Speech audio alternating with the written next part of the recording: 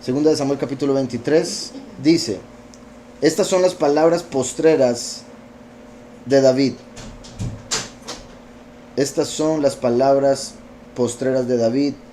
Dijo David, hijo de Yishai, aquel varón que fue levantado en alto, el ungido del Elohim de Jacob, el dulce cantor de Israel. Vean qué hermosa introducción hacen. Vean también qué interesante que es el 23. No lo había pensado. Hablando del 23, ¿verdad? Lo clave que es. Y son las últimas palabras de David, sí, buen punto. Tantas cosas en realidad, porque es segunda, como fuera el 2023. Segunda de Samuel, 23.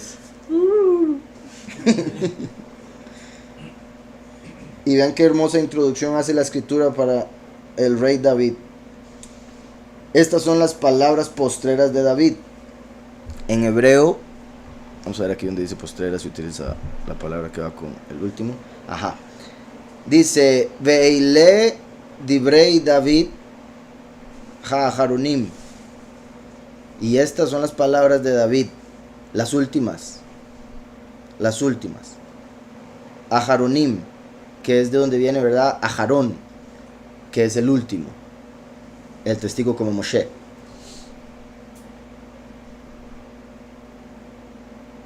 Neum David ben Yishai, declaró David el hijo de Yishai.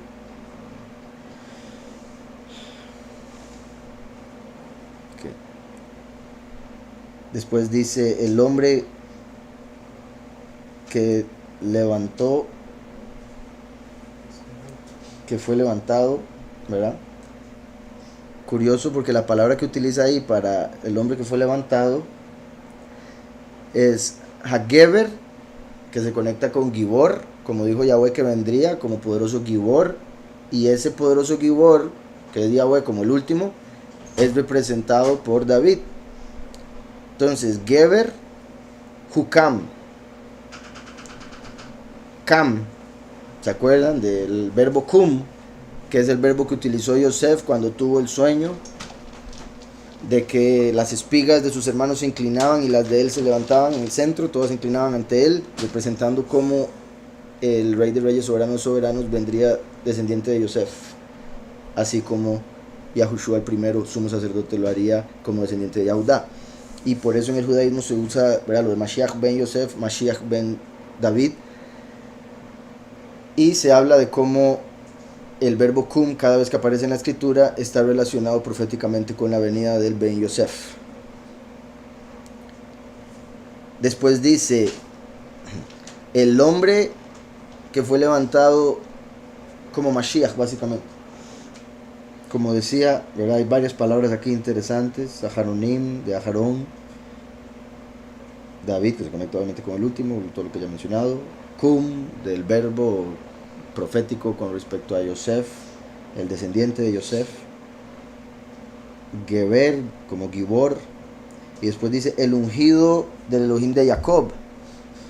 En hebreo, Mashiach Elohei Jacob. Mashiach. ¿Verdad? Que hay mucha gente que tristemente no entiende lo que significa Mashiach o Mesías. Y piensan que es un término que, obviamente, Yahushua es el mayor de todos, el ungido por el cielo mismo.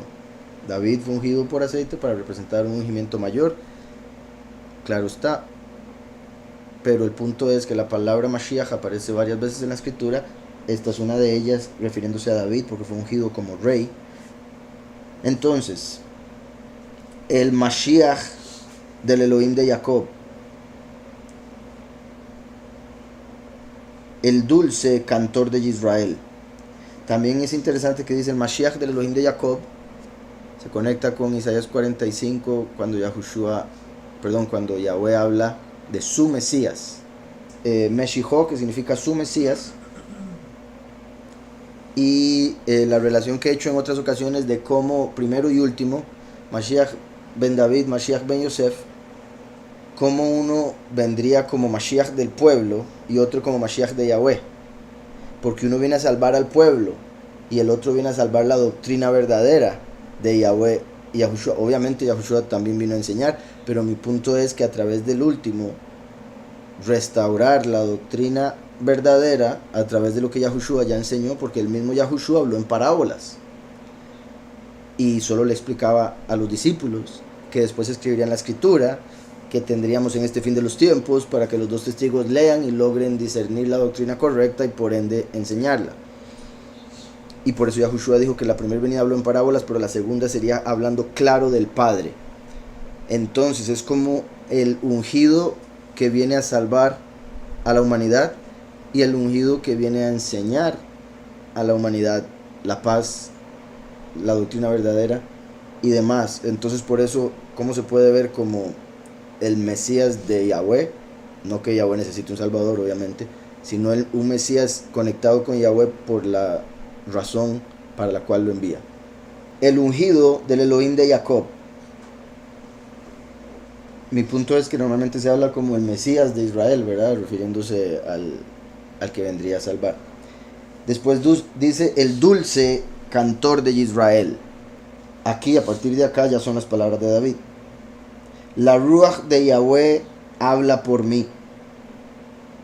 Su palabra está en mi lengua. El Elohim de Israel ha hablado. Me habló la roca de Israel.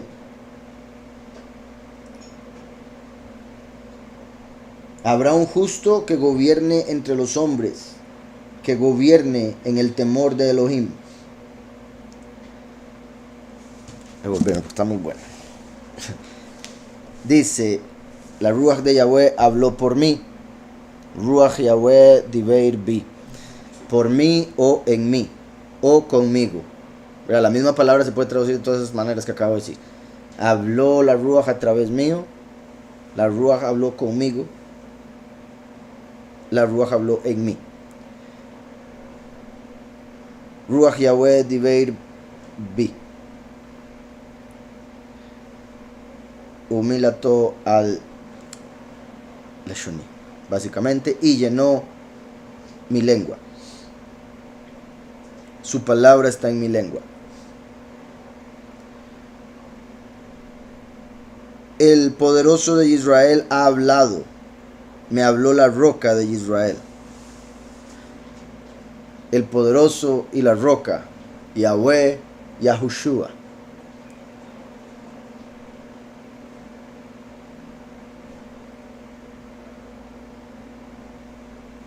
Habrá un justo que gobierne entre los hombres. Aquí en hebreo dice Mosheil. Ba'adam Sadik. Un líder con Adam, un justo líder. Se levantará Elohim, básicamente. Bueno. Se podría ver como líder en el temor de Elohim. Irat. Entonces, básicamente Yahweh está profetizando a través de David acerca de la venida del último, que es representado por David mismo. Por ende, David habla como lo que se le dijo a él mismo, porque él fue un hombre justo que gobernó como líder en Israel. Pero vean que está hablando en futuro. Habrá un justo que gobierne entre los hombres. Habrá un justo que gobierne entre los hombres. Un punto que quería aquí ver, vamos a ver. Habrá un justo que gobierne entre los hombres, que gobierne en el temor de Elohim. El temor de Elohim. ¿Verdad? Gobernará o será líder según el temor de Elohim. Y si vamos a Isaías, vemos en el capítulo 11 que dice: saldrá una vara del tronco de Yishai. Vean cómo empezó diciendo, dijo David, hijo de Yishai. Entonces aquí el tronco de Yishai claramente es lo que está en el medio entre la rama y la raíz, ¿verdad? Tronco. David, aquí dice David, hijo de Yishai. Entonces la rama de Yishai sería David, en ese aspecto, con esta relación que estamos haciendo. Y recordemos que Yahushua, cuando vino, le preguntó a los fariseos de quién es hijo el Mesías? Y ellos le dijeron, de David. Y él les dijo, ¿cómo se les ocurre si David mismo lo llama soberano? Y de ahí no le volvieron a preguntar nada, no le quisieron preguntar nada porque quedaron demasiado confundidos. Y a Yahushua ahí les estaba diciendo, y lo dejó claro con leerle Salmo 110, que Yahushua HaMashiach es la raíz de David, no la rama, la raíz. Por eso él tuvo que venir como la palabra de Yahweh, morir solo para poder dar mucho fruto, como la semilla que cae y muere cuando germina y así crece y da fruto. Entonces, Yahushua es la raíz a la que todos debemos ser, bueno, del cual sale el tronco al que debemos ser injertados, ¿verdad? Cada ser humano. Entonces saldrá una vara del tronco de Yishai, un vástago retoñará de sus raíces, o sea, saldrá un último del primero, y reposará sobre él la Ruach de Yahweh, Ruach de sabiduría y de inteligencia, Ruach de consejo y de poder. Vean cómo la Ruach de Yahweh viene siendo como la luz principal en la menorá, la luz central, Shemesh. Ruach de Yahweh, Ruach de sabiduría, Ruach de inteligencia, Ruach de consejo, de poder, de conocimiento y de temor de Yahweh. Se divide en 7, como las 7 luces de la menorá, los 7 planetas que se pueden ver con el ojo humano, los 7 días de la semana, los 7 días de la creación, y etc. Básicamente, repito, la Ruach de Yahweh que se separa en otros 6, o enciende las otras luces. Pero vean cómo dice, y temor de Yahweh, y le hará entender diligente en el temor de Yahweh. Entonces el último tiene algo, tiene algo clave que es el temor a Yahweh. Obviamente cada persona tiene un nivel de temor mayor o menor, o algunos que no tienen ninguno. Temor a Yahweh, ¿verdad? Obviamente. Pero entre más temor a Yahweh uno tenga, y con eso se refiere a reverencia, respeto, honor, como siempre digo, temor a fallarle, temor a quedarle mal, esa persona va a crecer más y más y más en sabiduría. Porque el principio de la sabiduría es el temor a Yahweh. Si no se tiene temor a Yahweh, nunca va a empezar a ser sabio la persona. Y entre más respeto le tenga a Yahweh, más Yahweh le va a revelar sabiduría. Recuerden que Yahushua es la verdad, quien vino a traer la sabiduría. Conoceréis la verdad y la verdad os hará libres. Es a través de saber la salida, saber lo correcto, que somos libres del error, del pecado, de la trampa, etc. Entonces, Yahushua trajo la sabiduría, el último trae el entendimiento. A través de la unión del primero y el último se da el conocimiento de Yahweh, que cubrirá la tierra como el agua cubre el mar. Entonces, el último, al tener temor a Yahweh, Yahweh le revela a su hijo Yahushua el primero, que es la raíz. Y es ahí donde llega a obtener la sabiduría. Mi punto de Yahushua vino ya con la sabiduría. Él estaba diciéndole a los fariseos cómo era la Torá verdadera, explicándoles a los 12 años. Y, ¿verdad? Y que no se escribió todo lo demás, porque si no, no cabrían los libros en el mundo.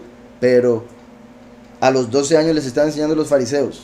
Yahushua nació con la sabiduría. Él sabía quién es y de dónde vino. Y por eso cuando le llegaron a buscar, ¿y usted por qué se quedó atrás? ¿Qué le pasa a Yahushua? Él dijo, madre, ¿no sabes que tengo que estar en las cosas de mi padre? ¿En los negocios de mi padre? ¿Qué le pasa? Mujer, de hecho, yo creo que así, mujer, tengo que estar en las cosas de mi padre. Y Yosef por allá, ¿cómo? Entonces, él sabía, el último a través de Yahushua llega a alcanzar esa sabiduría. Y le hará entender diligente en el temor de Yahweh. No juzgará según la vista de sus ojos, ni resolverá por lo que oigan sus oídos, sino que juzgará con justicia a los pobres y resolverá con equidad a favor de los mansos de la tierra. Herirá la tierra con la vara de su boca. Herirá la tierra con la vara de su boca. Yahushua vino y no lo vemos, o sea, la única parte cerca donde estuvo de hacer eso fue en el templo cuando volcó las mesas, ¿verdad? Y ladrones todos ustedes. Y como he dicho, eso era una representación de la venida del último. Entonces, por algo Yahweh lo permitió, por algo se dio, y obviamente Yahushua no estuvo para nada mal ni equivocado en hacerlo, ¿verdad? Por si alguien diría, uy, se le fue la ira, se pasó ahí, se dejó llevar por la ira y pecó. Obviamente para nada. Todo su derecho de hacerlo, puesto que es la casa de su papá, su propia casa, y representaba su propio cuerpo. ¿Es por qué están haciendo con mi cuerpo esto? ¿Por qué están vendiendo mi cuerpo? ¿Por qué están vendiendo en mi cuerpo? En el sentido de cómo hacen un cuerpo de arcilla, de madera o de lo que sea, y lo adoran. Y dicen que eso es el Mesías. Obviamente, muy equivocados. Entonces, no juzgará según la vista de sus ojos, ni resolverá por lo que oigan sus oídos, sino que juzgará con justicia a los pobres y resolverá con equidad a favor de los mansos de la tierra. Herirá la tierra con la vara de su boca. Ahí está hablando de juicio y de castigo. Yahushua trajo misericordia y perdón. El último trae juicio y castigo. Por eso resolverá con equidad, verdadera equidad, no la del mundo, y herirá al que se lo merezca. Y va a herir a la tierra en el sentido de con la prédica, la vara de su boca. La prédica que envía, que es la instrucción, así como una vara es recta, bueno, dependiendo, y representa autoridad, instrucción. Hasta la vara del pastor, que es así, pero es para agarrar las ovejas, traerlas. Entonces, hablando de cómo con la autoridad y la prédica va a herir a la tierra, y por eso habla de los dos testigos que los van a odiar. ¿Por qué? Por lo que le han dicho a la tierra, por lo que le han dicho a la gente, que no lo aguantan, entonces los quieren matar. El testigo como Moshe y también Eliyahu van a predicar, parte de la prédica es, vienen plagas, y esas plagas se van a cumplir porque ya están escritas. Entonces es también algo importante que Yahweh no hace nada sin primero revelárselo a sus siervos los profetas. Entonces ya está escrito, pero aún así, en este tiempo, Yahweh lo tiene que revelar, porque si no, no lo haría. ¿Sí me explico? ¿Y cómo lo va a revelar? A través de sus profetas, los dos testigos. Entonces cuando los dos testigos dicen, se va a dar tal plaga, ahora sí se puede dar. ¿Sí me explico? Entonces, está conectado lo que dicen con lo que cae a la tierra, y por eso lo van a ver como malos. Y será la justicia cinto de sus caderas, y fidelidad ceñirá su cintura. Y ahí continúa, y es muy bueno, pero ya está grabado por si lo quieren ver. Entonces, volviendo a Samuel. La Ruach de Yahweh habla por mí, y su palabra está en mi lengua. El poderoso de Israel ha hablado. Me habló la roca de Israel. Habrá un justo que gobierne entre los hombres, que gobierne en el temor de Elohim. Cosa que no se ve, ¿verdad? La gente lo menos que tiene es temor de Yahweh, tristemente. Tal vez digan temer a Dios, eso ya es otra cosa. Y otros al que sirven es a Lucifer.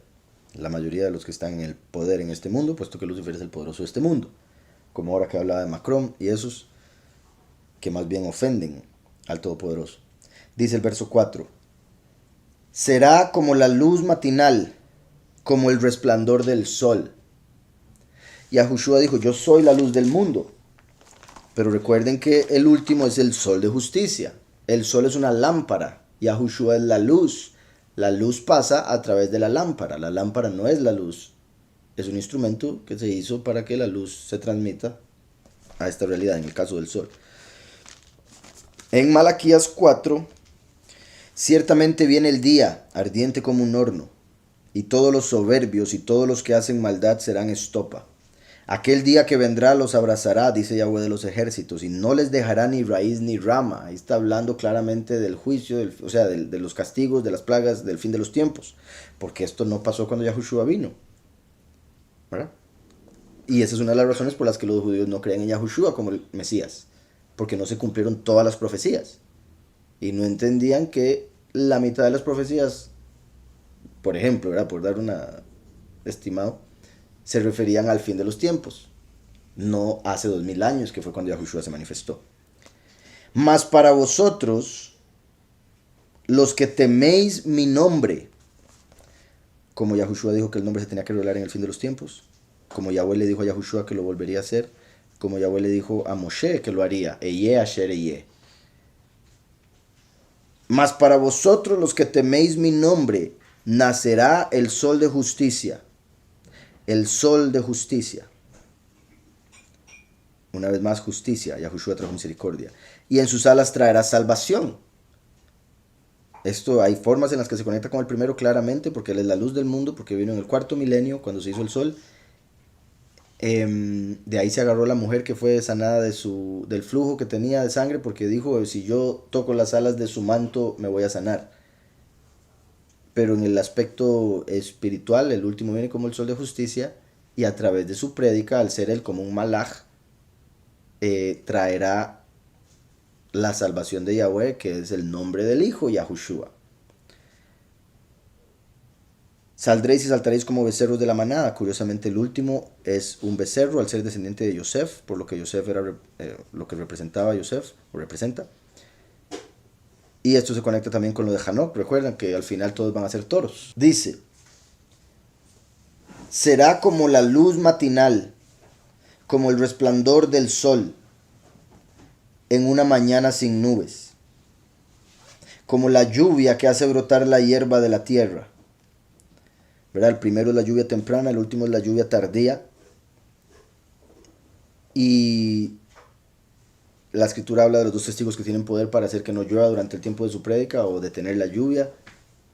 Eso principalmente es algo espiritual. Y es el hecho de detener la bendición o dejar que caiga, traer la revelación o detenerla, que es lo que entre otras cosas representa la lluvia. Y por eso al traer la enseñanza, ¿verdad? La lluvia cae del cielo. Yahushua es agua que vino del cielo. A los dos testigos manifestarse como enviados de Yahweh y dar el agua del cielo, que es Yahushua, están trayendo lluvia, que va a dar fruto en aquellos que la reciban, como la tierra. Como dice acá, como la lluvia que hace brotar la hierba de la tierra. La enseñanza va a hacer brotar a los escogidos, en el sentido de que den fruto para la cosecha. Dice, por eso mi casa está firme en Elohim. Por eso mi casa está firme en Elohim.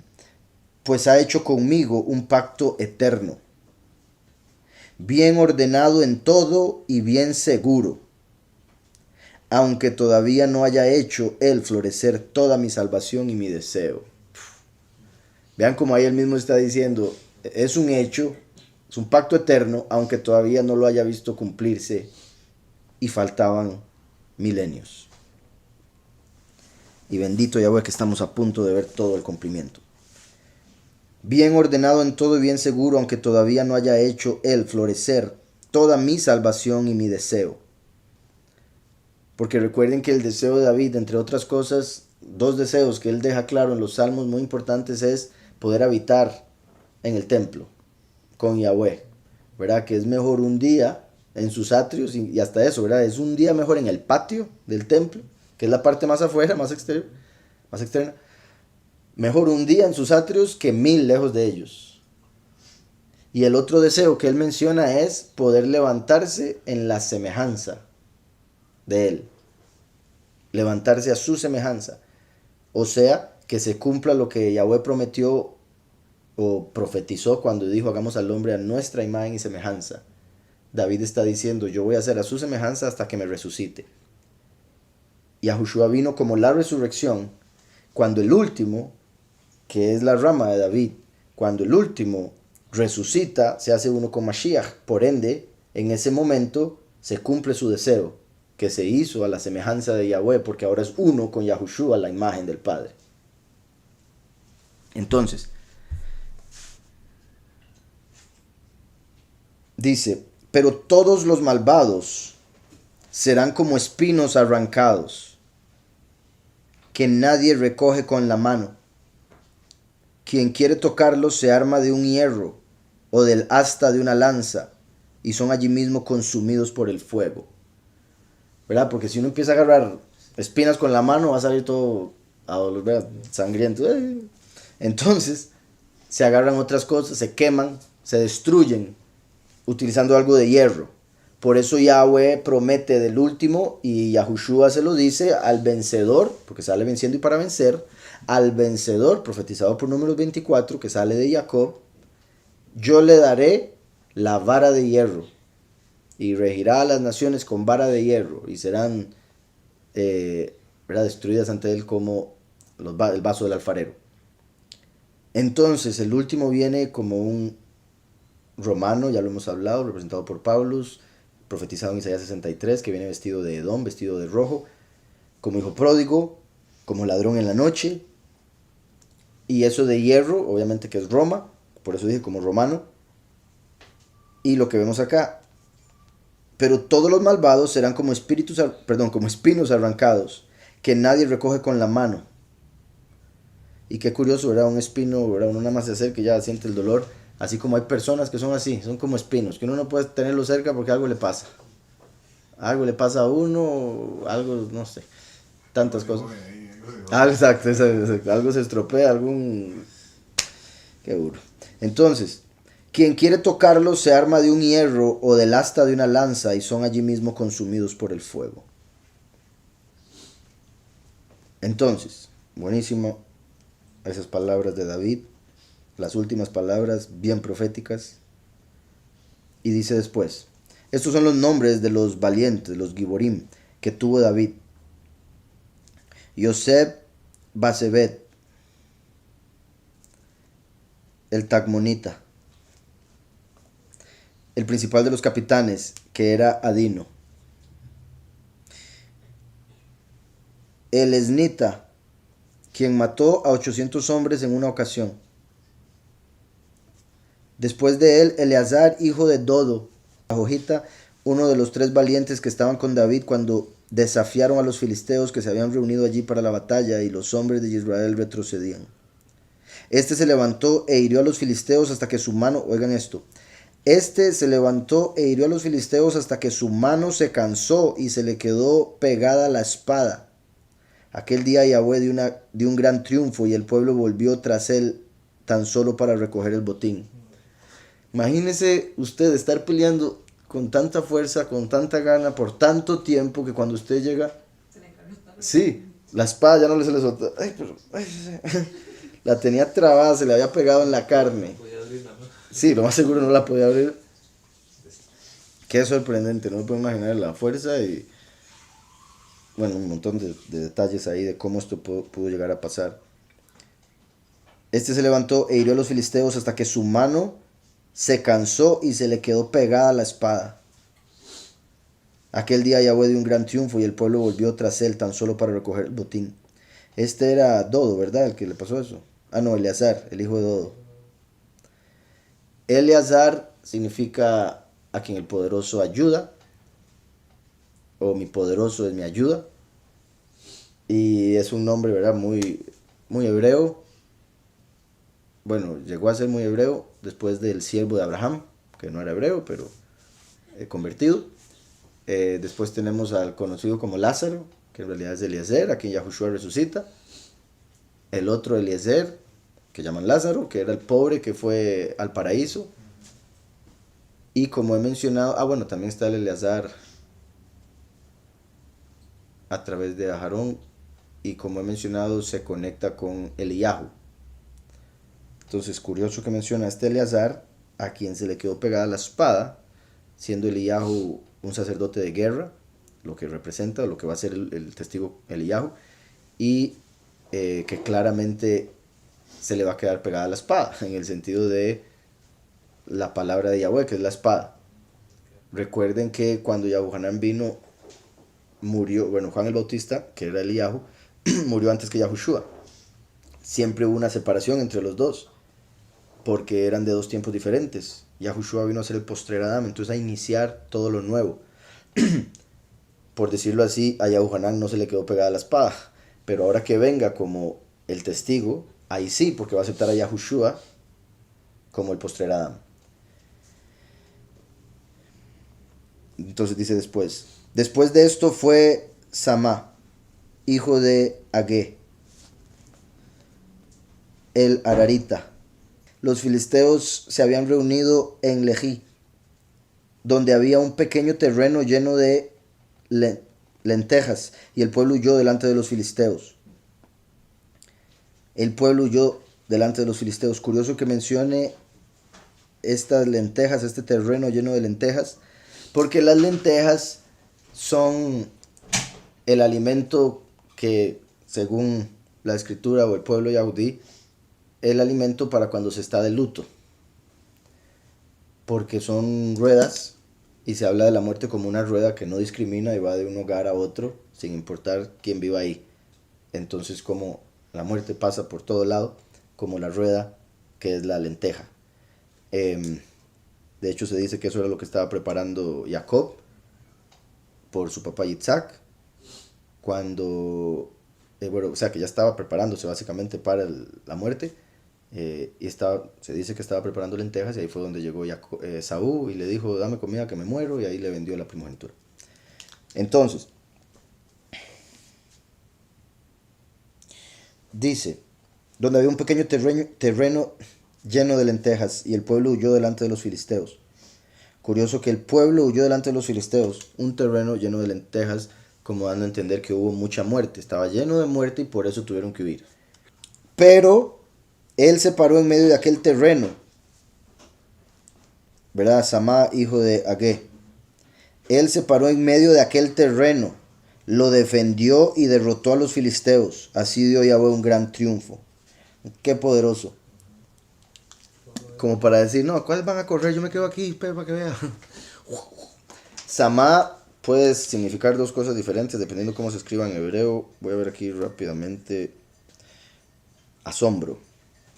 Qué curioso, ¿verdad? Qué buen nombre. Y quizás se le puso en ese momento en el sentido de que de fijo dejó asombrado a todo el mundo con su forma de pelear.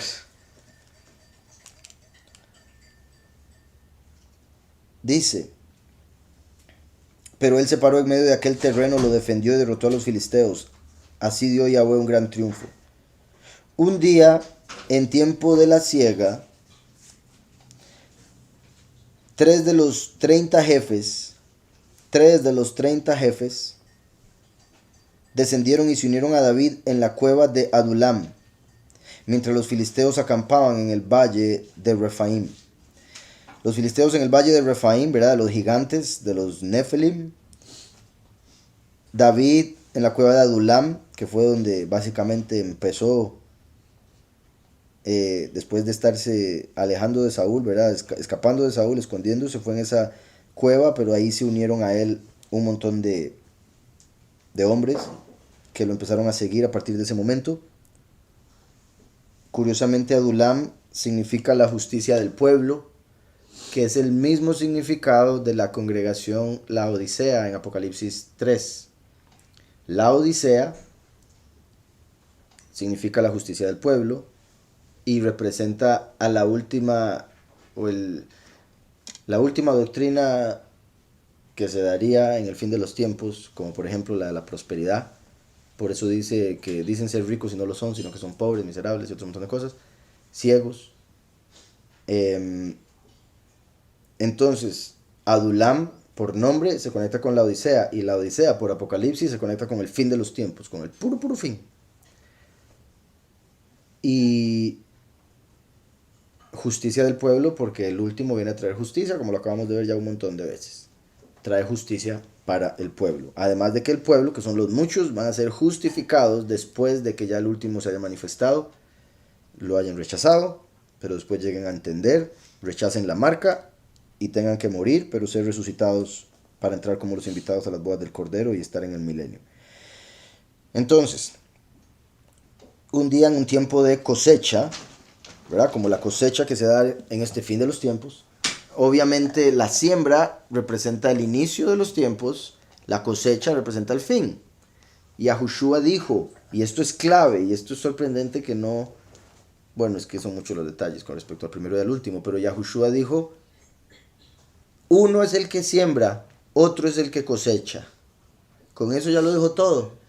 Primero y último, serán dos personas que son Yahweh mismo, porque Yahweh es el primero y el último. Uno es el que siembra, otro es el que cosecha, y por eso Yahushua dijo ser la semilla, la palabra de Yahweh, porque vino a sembrar. ¿Sí me explico? Entonces, uno es el que siembra, otro el que cosecha. La cosecha se conecta con el fin, y por eso en Apocalipsis 14 vemos la cosecha de los 144,000 como el trigo y de los muchos como las uvas.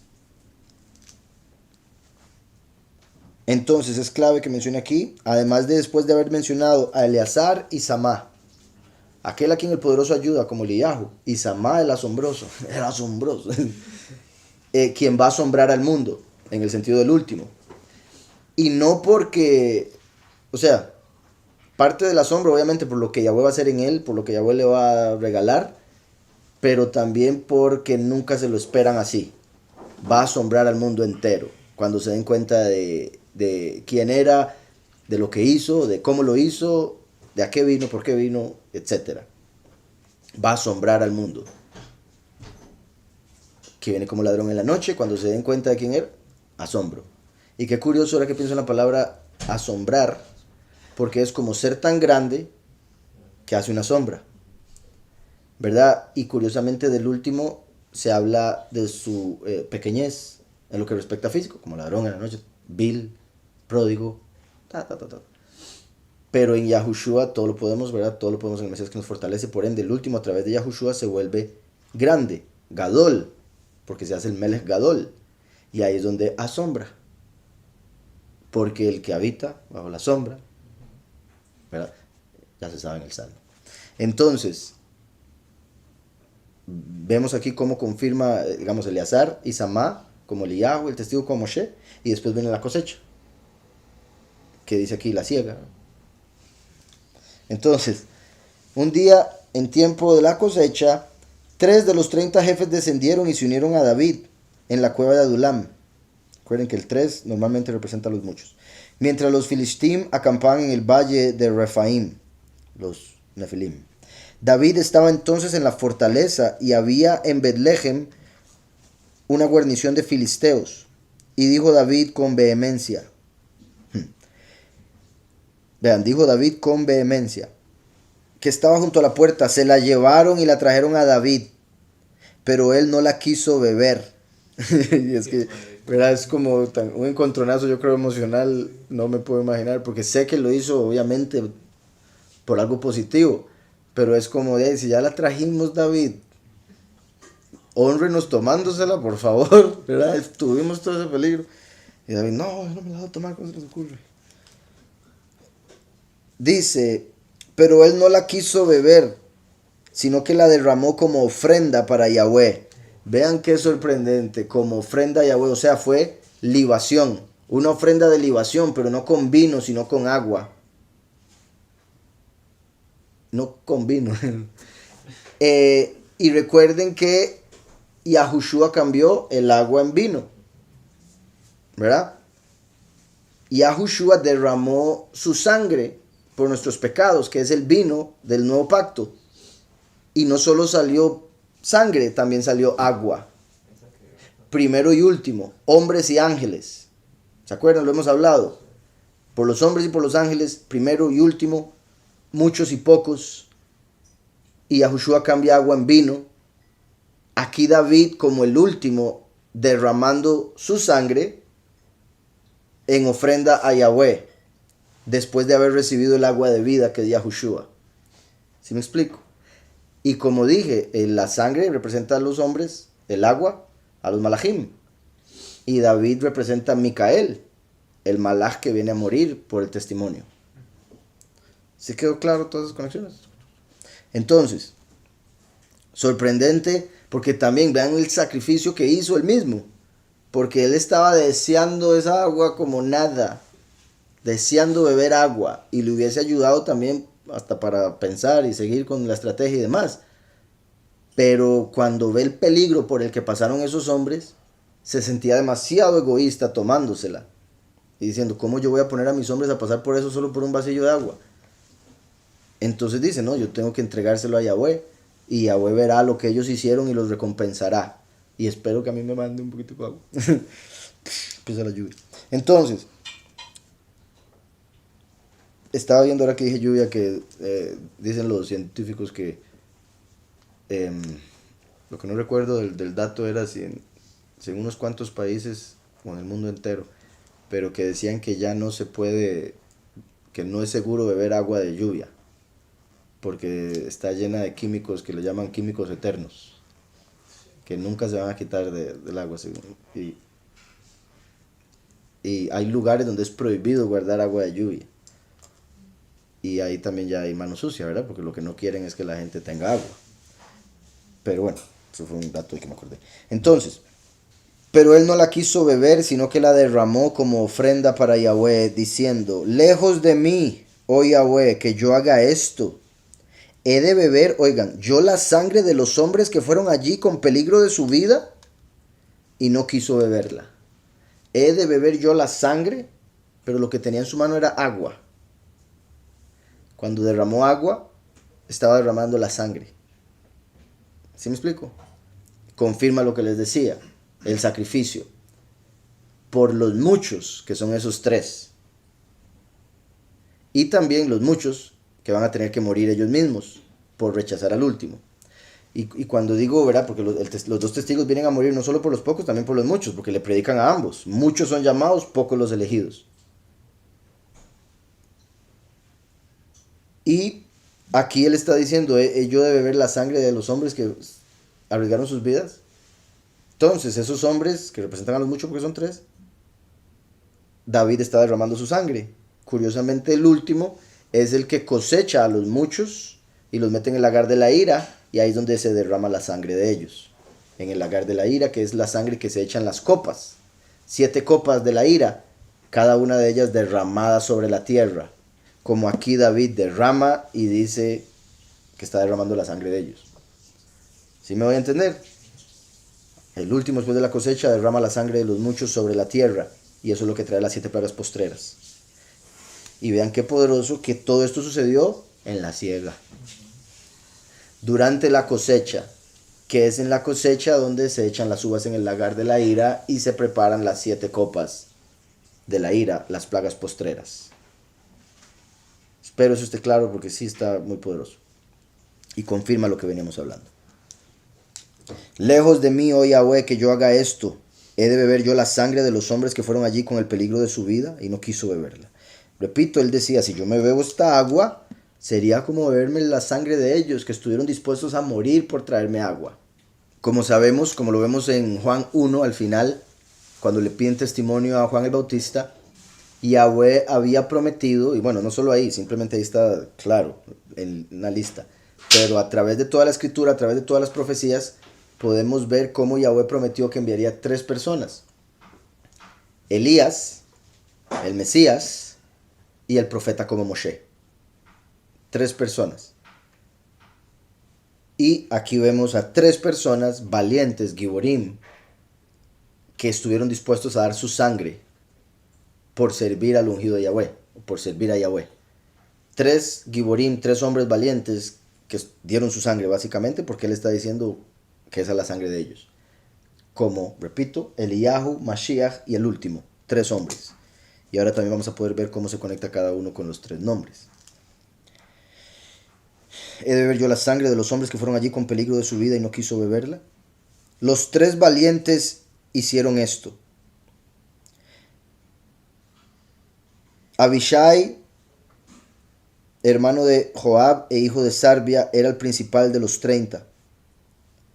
Este lanzó su lanza contra 300 hombres. ¿Verdad? Por si algo, vean que aquí, sí, porque pensé que aquí iba a empezar a listarlos y podrían ser, pero no lo está diciendo directamente. Aquí está uno, yo creo, al final. Abishai, será que Chavaguas, hermano de Joab e hijo de Sarbia, era el principal de los 30.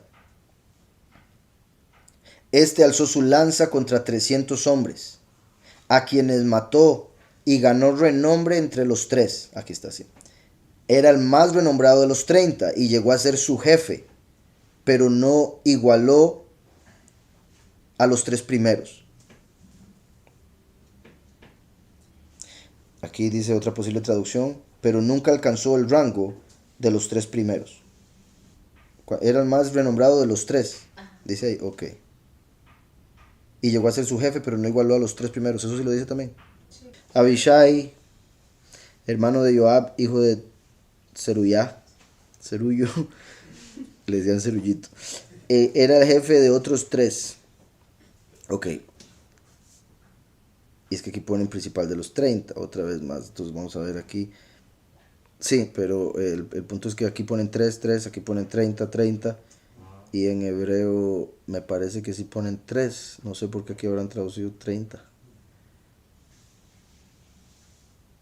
Sí, era el cabeza de los tres. Era el jefe de los... Aquí dice otros tres. Ok. Betsuria, Seruya. Él era Rosh Hashelishi. Él era cabeza de tres. Tal vez por el contexto después, como que van a entender. Dice, él blandió una vez su lanza contra 300 y los mató. Y ganó renombre entre los tres. Ya que entre los tres él era el más respetado. Vino a ser su jefe. Sin embargo, no fue incluido entre los tres. Porque aquí como que lo mete y lo saca. Era el principal de los tres, pero al final no fue de los tres. Y por eso yo creo que ponen lo de otros tres, como van a entender. Era el líder de otros tres, pero no estaba entre esos tres que se acaban de mencionar. Entre los tres que bajaron de los... Ajá, los que fueron por el agua. Ahí lo ponen como si sí fuera, ¿verdad? Más bien. La anterior era la Bim, esta es la Kadosh. Dice... Abishai, el hermano de Joab, el hijo de Zeruyá, era el jefe de estos tres. Voy a ir comparándola con la hebrea. Ajá. Él levantó su lanza contra 300 hombres. Behu, Oreir, Edjaneto, al Sheloshameot. Contra 300 hombres. Y los mató. Así que tiene una reputación aún entre los tres. Y aquí en hebreo vendría siendo, y comenzó a darse para él nombre, o se dio renombre, con los tres. Es que, podría ser en los tres o con los tres, porque es Bashlosha. Con los tres o en los tres. En los tres él sería uno de los tres, con los tres él sería un cuarto. De ahí yo creo el que uno trata de arreglarlo, el otro se hace un enredo. Si es jefe de los tres, viene siendo un cuarto. Sí, que está el cuarto, Y entonces tal vez sí, ahí estaría el punto de que... Pero no estuvo entre ellos. O sea, no fue como ellos. Era el líder de los tres, pero no fue tan poderoso como ellos tres. Él tenía el más alto honor de estos tres. Y por tanto fue hecho su jefe. Sin embargo, él no logró el rango de los primeros tres. Min Hashelosha, entre los tres... obtuvo el más grande pues el más pequeño. Entre los tres obtuvo honor y fue para ellos por líder, y con los tres no llegó, o no llegó al nivel de los tres, pero ahí no veo honor. Entonces, o sea, no veo el honor que mencionan acá en particular. Yo creo que ahí fue hecho su jefe. Sí, el honor está al inicio, pero cuando dice aquí rango, eso es lo que no veo ahí. Rango fue lo que quise decir. Entonces, sí, viendo las 4 traducciones, me parece que está diciendo, ¿verdad? Y creo que estamos de acuerdo. Él era el líder de los tres e hizo cosas inmensas como matar a 300 hombres con su lanza, pero aún así no llegó al nivel de esos tres. Entonces, Abishai, hermano de Joab e hijo de Zeruyá, era el principal de los tres. Era el líder, el cabeza de los tres, dice el hebreo. Este lanzó su lanza contra 300 hombres. Verá, otra vez 300, igual que con Gedeón. ¿Verdad? Y después salen con la película en Hollywood 300, mentirosos, espartanos. Vemos como todo en Hollywood lo sacan de la escritura de una u otra manera. Qué sorprendente, ¿verdad? Imaginarse un hombre que mate 300 con su lanza. A quienes mató y ganó renombre con los tres. Era el más renombrado de los 30. De los tres, dice en la otra. Y llegó a ser su jefe, pero no igualó a los 3 primeros. Después Benayá, hijo de Joiadá, hijo de un varón esforzado, grande en proezas, de Capseel. Este mató a 2 leones de Moab. Él mismo descendió y mató a un león en medio de un foso cuando estaba nevando. En hebreo es más poderoso. De hecho, este verso, bendito Yahweh, lo vi con la hermana Rahab cuando estuvimos allá en México. No me acuerdo ni por qué fue que nos pusimos a hablar de esto y se lo mostré. Y nos dimos cuenta del montón de traducciones diferentes que hay simplemente porque no quieren aceptar lo que dice la escritura. Como hay hombres, traductores, escribas, que no creen a Yahweh, dicen, no, esto no puede estar diciendo aquí. Debe decir algo diferente. Corazón de león. Ah, eran como leones. Pero no es eso lo que dice la escritura. Es el verso 20. Que dice, Benayá, que curiosamente, bueno, en realidad dice Benayahu. Entonces significa el hijo de Yahú, el hijo de Yahweh, perdón. El hijo de Yahweh, con eso confirma lo que hablábamos de los tres hombres, ¿verdad? Benayahu, hijo de Yahweh. Ben, dice Yahuyadá, quien conoce a Yahweh, a quien Yahweh conoce. Ben Ishai, hijo de un hombre valiente. Ben Ishjail, ese es el valiente. El anterior Jai vendría siendo de un hombre vivo. Qué poderoso, porque, o sea, el punto aquí es que en la escritura aparece escrito de una manera, pero los fariseos ponían los puntos de vocal para que el sacerdote lo pronunciara de otra manera. Entonces, como dando a entender que en las mismas palabras se dan dos mensajes. Ben Ishjai sería hijo del hombre vivo, pero Ben Ishjail, hijo de un hombre valiente, esforzado, rico, acaudalado, cosas así. Lo cual es particular porque Yahushua es la vida y Shua también significa riqueza. Y es el hijo de Yahweh. Es quien conoce a Yahweh, porque él dijo, si me has visto a mí, has visto al Padre. Entonces, muy interesante todos estos nombres, cómo se conectan. Después dice Rab, Palim.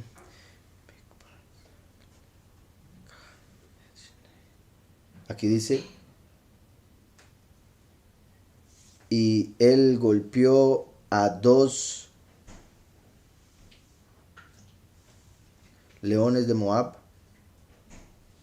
y él descendió y golpeó al león, a un león en medio del pozo, de la fosa, sí, en el día nevado. Sí, aquí lo que dice es que dice, golpeó a los 2 leones o Ariel de Moab, y él descendió y golpeó, y estoy usando la palabra golpeó, que es como la más simple para ese verbo, ¿verdad? Pero está dando a entender que los golpeó hasta matarlos, ¿verdad? Entonces, Primera Crónicas 12:8 dice, también de los de Gad huyeron y fueron a donde estaba David, al lugar fuerte en el desierto, hombres de guerra muy valientes para pelear, diestros con el escudo y la lanza. Sus rostros eran como rostros de leones y eran ligeros como las gacelas sobre las montañas. Entonces, Ezer el primero, Obadías el segundo, Eliab el tercero. Y ahí sigue adelante. Entonces, ahí el punto es que habían unos híbridos en ese tiempo, mitad hombre y mitad león. Y estos hombres los mataron, por eso es tan clave que lo escriben, porque imagínense lo sorprendente que pudo haber sido eso y la fuerza que podían tener estos, híbridos, al tener una mezcla con león. Entonces de ahí lo poderoso, como cuando mataron gigantes. Lo triste es que hay traducciones que no creen que hayan podido tener cara de león, entonces lo cambian, que eran como leones. Pero sí eran híbridos. Exacto. Pero aquí está diciendo que era el rostro, entonces eran como leones humanoides, por decirlo así. El que les mencioné, ¿verdad? Ese, y pues falso profeta, porque lo llaman profeta, y es bien falso. El que trabaja con genética y todo eso, que les mencioné en el estudio anterior, que me había mandado el hermano Celio, de la hermana Pamela. Curiosamente, él en lo que está hablando, enseña una imagen de siglos atrás, ¿verdad? Una estatua que es un humanoide con cara de león. Y él dice, vea, la gente en el pasado podía imaginarse a los híbridos, podía imaginarse que se podían dar las mezclas genéticas, pero no tenían la capacidad, no tenían las posibilidades, pero se lo imaginaban. Por eso hicieron la estatua. En vez de darse cuenta, por algo hicieron la estatua, porque existieron. Lo asociaban. Exacto, sí, la imaginación asociativa. Entonces, exacto, lo que antes tenían. Entonces hacen una estatua porque existió, por algo la hicieron y porque los honraban, los veían como dioses. Entonces, este Yuval dice, antes se lo podían imaginar como para hacer una estatua. Ahora tenemos la capacidad de hacerlo, dice. El descarado con todas las ganas de empezar a hacer híbridos y cosas raras. Exacto, solo que fueron los ángeles caídos los que les enseñaron al hombre cómo hacerlo y ellos mismos lo hicieron, pero como estos no quieren que la gente crea que hay ángeles y la tecnología del pasado, entonces, ay, se lo imaginaban. Eso fue pura imaginación, pero ahora sí podemos. Mi punto es, esa estatua confirma lo que dice la escritura, que sí existieron hombres que tenían cara de león. Y sí, en hebreo aquí dice, y de los de Gad, bueno, más adelante, hombres valientes, hombres del ejército, hicieron batalla, dice, dice, bueno, y rostros, dice, Upenei Arie, y tenían rostros como de león, los rostros de ellos. Y eran rostros de león, los rostros de ellos. Es lo que dice ahí. Entonces no es que eran muy barbudos y parecía una melena junto con el cabello, no. Eran como un león. Todos tenían barba ahí como para que fuera algo nuevo. Recuerden que Ariel significa el león del poderoso. Y Ariel era el nombre que tenía Samael antes de caer. De ahí la conexión que hacía el hermano y que ya le iba a decir. El hecho de que menciona 3 leones. Y vean qué poderoso que está esto. Porque no sé si le iba a decir el hermano, pero vean cómo dice. Beneyahu, que sería una representación de Yahushua, quien da conocimiento de Yahweh, hijo de un varón esforzado, grande en proezas, de Capseel. Este mató a 2 leones, pero ahí dice Ariel, entonces incluye la palabra él, cual es particular. Él mismo descendió y mató a un león en medio de un foso. Él mismo descendió y mató a un león en medio de un foso, donde está Azazel, en el abismo. Y Yahushua mismo descendió al abismo y, como dice Judas, les informó a todos que había vencido. Fue a los espíritus encarcelados desde el tiempo de Noah. ¿Se acuerdan? Entonces vean qué poderoso, porque ahí está diciendo una representación de cómo, o sea, de fijo Yahweh dándole el poder a este hombre para matar a esos leones o hombres leones, porque lo de hombres leones lo tenemos de este verso que dije de 1 Crónicas 12:8. Esos son hombres leones, mitad y mitad. Aquí podría ser porque utiliza el nombre Ariel, no solo Arié, sino Ariel. Podría ser que se refiere a esos mismos tipos de hombres o a los mismos exactos. De hecho, aquí se menciona 1 Crónicas 11, se menciona este mismo verso, y después 1 Crónicas 12:8 se menciona mitad y mitad, los del rostro de león. Entonces podrían ser misma calaña. Vean como aquí menciona 3. 2 los mata en un lugar arriba, como Yahushua, que mató a Samael, que anda como león rugiente viendo a ver a quién devorar, y a Lucifer, su hijo, que gobierna sobre este mundo. Pero después, al matarlo, ¿verdad? Al enemigo matar a Yahushua, o a Yahushua entregar su vida por nosotros más bien, desciende él mismo al Seol, que es un foso, donde está Azazel, que es el tercer león, o el tercer Satán, y también lo destruyó. Yahushua con su muerte venció a los 3 satanes. Espero esté claro. Como Benayahu, el hijo de Yahweh, venció a los 3 leones. Ah, ok, como el león de su padre. La mascota de Yahweh. Buen punto. Recuerden que a Samael, antes de que se llamara Samael, que fue el nombre que se le puso cuando cayó, se llamaba Ariel porque Yahweh lo veía como una mascota. ¿Verdad? Su león. Entonces por eso el león del poderoso. Y al decir ahí Ariel Moab, sería confirmación de que representa a Samael, el león de su padre. El león del padre, perdón, el león del poderoso de su padre. O sea, el poderoso es el padre de Yahushua, a quien representa Benayahu. Espero eso esté claro, porque sí me parece demasiado poderoso. Y todavía más con el hecho de que descendió al foso y ahí mató al otro. En Enoc que decía que el infierno no solo es fuego, también es nieve, también es hielo. De hecho, específicamente cuando fue al lado donde estaban los ángeles caídos, dijo que había nieve. Y entonces confirma una vez más, buenísimo. Después Benayahu, hijo de Yahuyadá, hijo del varón esforzado, grande en proezas, de Cabseel. Cabseel, 20. El poderoso reúne.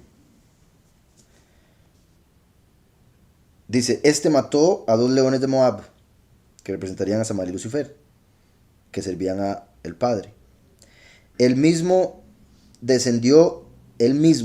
Yahushua, descendió y mató un león en medio de un foso, en el abismo, cuando estaba nevando, donde dijo Hanoc que también hay nieve. También mató él a un egipcio, hombre de gran estatura. Tenía el egipcio una lanza en su mano, pero descendió contra él con un palo. Vean, similar a Goliat, ¿verdad? Gran estatura. Pero descendió contra él con un palo, arrebató al egipcio la lanza de la mano y lo mató con su propia lanza. Igualito a David, que le quitó la espada a Goliat y lo mató con su propia espada. Y al egipcio. Como Moshe, ¿verdad? Buen punto, ¿verdad? Recuerdan que Moshe mató a un egipcio, por eso huyó. Ahí fue donde Yahweh lo llamó para la misión que le tenía. Y por eso Satanás consideraba que le pertenecía Moshe, porque lo acusaba de asesino. Entonces, interesante aquí toda esta cuestión, además de que también, ¿verdad? Egipcio, como he dicho, Egipto representa el mundo. Vencer a los 3 satanes que están en los cielos y el abismo, por decirlo así. Vence al líder mundial o falso profeta que tiene gobierno en esta realidad o gran estatura y gobierna el mundo. ¿Me explico? Y dije o falso profeta porque normalmente cuando aparece el asirio y el egipcio son la bestia y el falso profeta. Pero aquí solo salió el egipcio de gran estatura como Goliat, entonces por eso dije cualquiera de los dos porque se refiere a un líder poderoso del mundo. Esto hizo Benayahu, hijo de Yahuyadá, y ganó renombre entre los 3 valientes. Se destacó entre los 30, pero no igualó a los 3 primeros. David lo puso como jefe de su guardia personal. Entre los 30 obtuvo honor, pero a los 3 no llegó.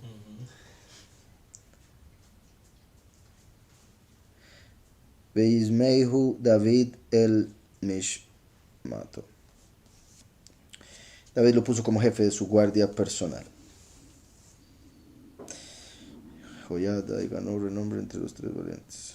Bueno, recuerden también, una vez más, que yo creo que ahí viene la confusión, donde dice que obtuvo renombre entre los 3, pero es que la palabra Bishlosha empieza con Bet, y Bet significa 2 cosas, cuando aparece al inicio de una palabra, con o en, ¿verdad? En la mesa o con la mesa. Entonces, ahí dicen en los 3, como si estuviera entre los 3, pero la palabra entre en hebreo es otra palabra. En los 3 o con los 3, obviamente cuando se dice con los 3 se entiende que es un cuarto. Entonces de ahí la confusión, y yo no entiendo cómo no lo pueden deducir como para no hacer ese enredo. Era entre los 3 el mejor, pero no llegó a ser como los 3 primeros. Pero igual, ¿cuáles 3 entonces? Parece que habían 3 aquí, 3 allá, 3 allá. Por todo lado hay 3. Exacto. Pero lo que está diciendo es, ¿verdad? Vuelvo a lo mismo. Estaba junto con esos 3, pero no llegaba al nivel. Y imagínense qué sorprendente que estos 3, ¿qué fue lo que hicieron? Estuvieron dispuestos al ejército entero pelear con ellos de filisteos, pero en realidad solo trajeron agua. No pelearon. No se nos ha contado lo que hicieron, es mi punto. Pero eran más valientes que estos que uno mató 300 con una lanza, el otro mató 3 leones y al egipcio gigante. Y no, pero no llegaron a ese nivel. ¿Ustedes se imaginan? Entonces se destacó entre los 30, pero no igualó a los 3 primeros. David lo puso como jefe de su guardia personal. Estaba asimismo entre los 30 Asael, hermano de Joab, el Hanán, hijo de Dodo, de Betlehem, Samá el Arodita, Elicá el Jarodita, Heles el Paltita, Ira, hijo de Iques, Abiezer, salió el hermano por allá, el Anatotita, Vamos a ir a Natotita, ¿no? Mebunai, el Husatita, Salmón, el Ajojita, Maharai, el Netofatita, Heleb, hijo de Baaná, el Netofatita, Itai, hijo de Ribai, Gabaa, de los hijos de Benjamín, Benayahu, el Piratonita, Hidai, del arroyo Gaaz, Abialbón, el Arbatita, Asmavet, el Barjumita. Qué curioso ese nombre, Asmavet, en el 31, porque, bueno, vamos a ver, significa, bueno, aquí lo ponen como fuerte hasta la muerte, o se podría decir la fuerza de la muerte. Asmavet, sí, es fuerza de muerte, o sea, tenía la fuerza para matar a quien quisiera, estaba entre los 30, pero también, qué particular que le den ese nombre. El Barjumita, Eliaba, el Salbonita.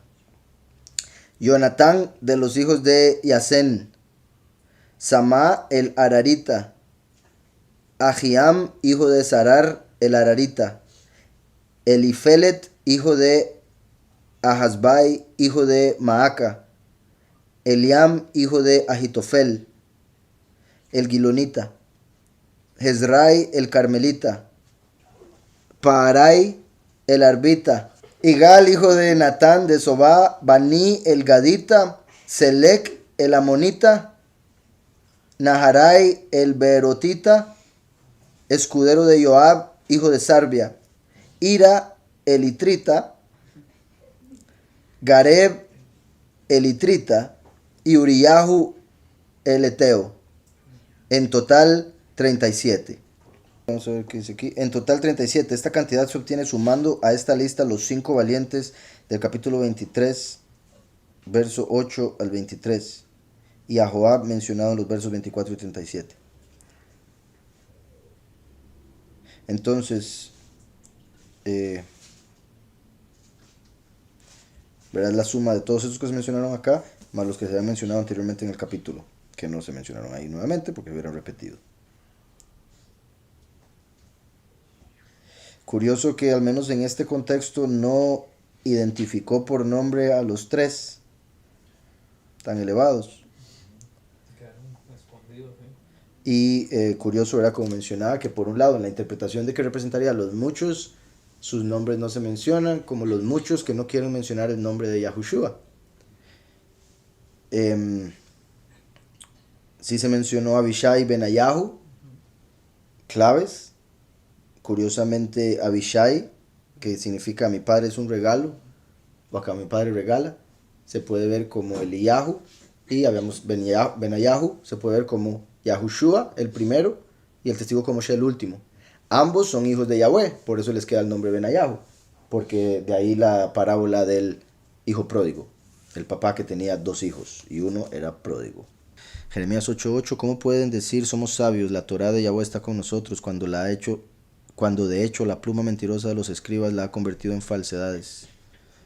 Así es, cambiaron los nombres, cambiaron aquí números, cambiaron de todo, ahora vimos.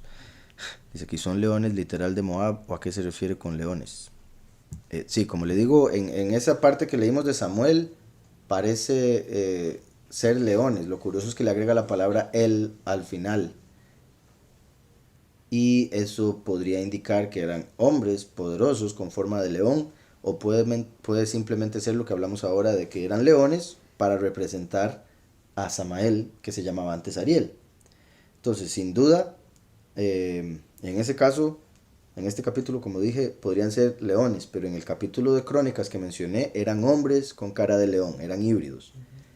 Por ese capítulo de Crónicas, que está inmediatamente después de 1 Crónicas 11, donde se mencionan estos mismos 3 que acabamos de leer en Samuel, entonces cabe la posibilidad de que estuviera hablando del mismo tipo de gente híbrida. Aquí dice que otra traducción dice 2 hijos de Ariel. 2 hijos de Ariel. Ahora, no vi que dijera hijos, pero en la bien decía 2 hijos de Ariel, así ustedes me mencionaron. Entonces, eso podría dar a entender que eran 2 hijos de un híbrido. Sí, bueno, entonces tal vez dijeron hijos, lo agregaron ahí porque en hebreo decía dos Ariel. Se puede ver como dos de Ariel. Dos personas que vinieron de Ariel. Y por el nombre Ariel y por la cercanía con ese otro capítulo que mencioné de Crónicas, parecería indicar que eran dos hijos híbridos.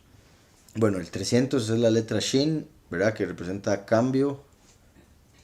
Bueno, unos dientes que cambian la comida, básicamente, al molerla. Entonces representa cambio, fuego. El 30 representa autoridad, liderazgo. El 3 representa estabilidad, movimiento, entre otras cosas. Entonces el 3, estabilidad, movimiento, sí creo que son como los principales. Recuerden que la letra tercera, que es valor numérico 3, la Gimel, es un pie. Y por ende también se puede conectar con las buenas nuevas, por las sandalias de la armadura que tenemos. Y lo que decía ahora, ¿verdad? De que por eso una mesa lo mínimo tiene que tener 3 patas para que se mantenga. Así como Yahweh enviaría a 3 hombres, como 3 testigos, porque 2 o 3 testigos para confirmar toda verdad. ¿Qué parte de Israel hay leones? Gran pregunta, Chris. Ahorita ninguna. Eso es lo que ha hecho que hay gente que piense que Israel en realidad quedaba en África. Pero como les he dicho, no, o sea, la evidencia que me he encontrado, la que he estudiado, creo que es un malentendido por varias razones. Porque Menelik, el hijo que tuvo Shlomo con la reina de Saba, Menelik al parecer hizo una copia del templo, Shlomo le regaló una copia del arca, y él trató de hacer una copia de Jerusalén. Entonces muchos de los lugares en África tienen nombre de lugares en Israel o nombres de la escritura. Entonces gente que ha encontrado eso ha dicho, uy, ¿será que aquí era Israel? Y de los argumentos es, pero en Israel no hay leones y en la escritura aparecen leones, ¿sí? Pero también recordemos que Yahweh con Sodoma y Gomorra y otros ataques, o sea, otros castigos que se vinieron a la tierra por el pecado de Israel, la tierra llegó a cambiar completamente, a hacerse un desierto básicamente, como hasta este momento, y ahorita es donde está cambiando, a ser un poco más verde. Entonces se dice o se cree que la razón por la que ahorita no hay leones y otro montón de cosas que vemos en la escritura sería por el cambio que se dio ahí a toda esa tierra por el pecado. Y sí, como les decía, o sea, he visto detalles que me parece, aunque sí sé que muchos de los lugares que nos dicen que no son los verdaderos, como el monte Sinaí no es el que nos dicen, los lugares turísticos a los que lo llevan a uno cuando va a Israel no son los verdaderos, eso es un hecho. Pero sí creo que en términos generales la tierra, hasta el momento, sí creo que es Israel también. Si no, ¿por qué tanto pleito por esa tierra? Y repito, creo que el cambio de la fauna y la flora de Israel se debió al pecado del pueblo hace siglos. Es que la hermana Janet, me parece curioso cómo estos varones tenían tanta fuerza para vencer a todos esos híbridos y gigantes. Así es inimaginable.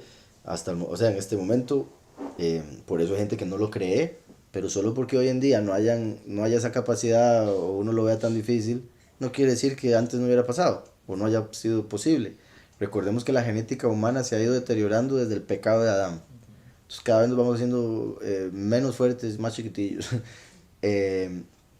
Entonces desde Adán la genética, y por eso es una gran diferencia la fuerza que tenía el pueblo en el aspecto físico. Pero Yahweh lo hizo de tal manera que se ha comparado con la fuerza que podemos tener en el aspecto espiritual. Porque todo lo puedo en el Mesías que me fortalece.